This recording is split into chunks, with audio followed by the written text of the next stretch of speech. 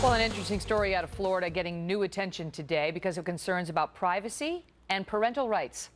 3 different schools conducting eye scans of students, basically taking an optic fingerprint of these children without ever getting the permission of their parents or even notifying them.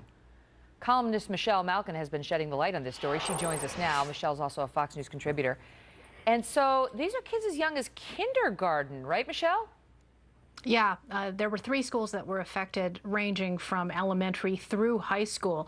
And even at this time, after I've asked many questions and interviewed the facilities supervisor who was in charge of this program, it's not clear exactly how many students were really affected and how many records were gathered, or even if, as the school claims, they were really destroyed.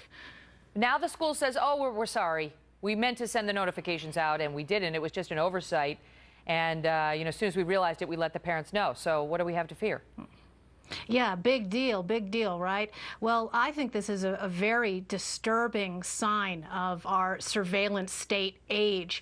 And it really is a tribute to the vocal parents who raised the alarm about this on social media. There was at least one mother, April Serrano, who started spreading word on some educational reform Facebook pages. And it was the Stop Common Core Florida page that really got the word out there. It spread across Twitter. And then I picked up the phone and called Rob Davis, who was listed on the letter that the parents had posted online, which was a post facto letter. As you mentioned, it wasn't until after they had done these unauthorized scans that the parents found out exactly what happened. And it happened just days before the Memorial Day weekend, when a lot of families, of course, were not paying attention to what was going on. And that's part of the problem, is that you have these government schools that are so reckless and so apathetic about parents' rights. But what do we have to fear? Because the students, the school says, oh, we wanted to track the children getting on and off the school bus. If, God forbid, the child doesn't show up at home, the parents call, we can say, he got on the bus, these are the times, and so on and so forth.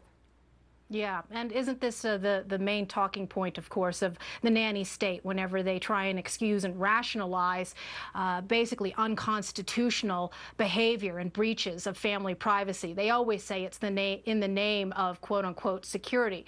The problem, of course, is that it's a larger trend of undermining parental authority in the school system, and I believe that it is of a piece with the kind of nationalized data mining that is now underway, thanks to things like FedEd and Common Core, as I mentioned, which is unfortunately a bipartisan beast supported by the likes of both Jeb Bush and the Obama administration and the Gates Foundation, and unfortunately a lot of ill-informed and deluded conservative governors. And what you have at the national level now are, I think, really troublesome breaches of federal privacy law. There's something called FERPA, the Family Educational Rights and Privacy Act, which is supposed to guarantee that these kind of breaches that you're now seeing at the local level, this iris scan story, don't happen.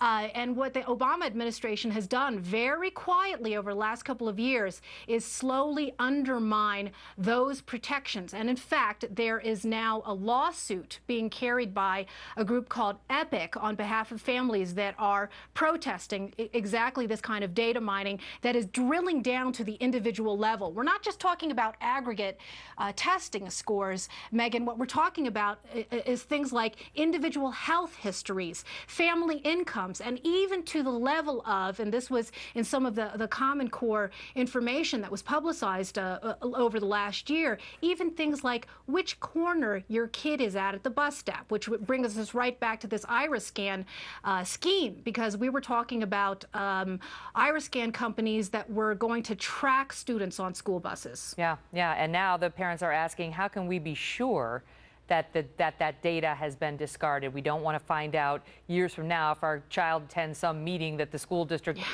opposes, that in fact, oh wait, we still had it. Michelle, got to run. Thank you so much. You bet.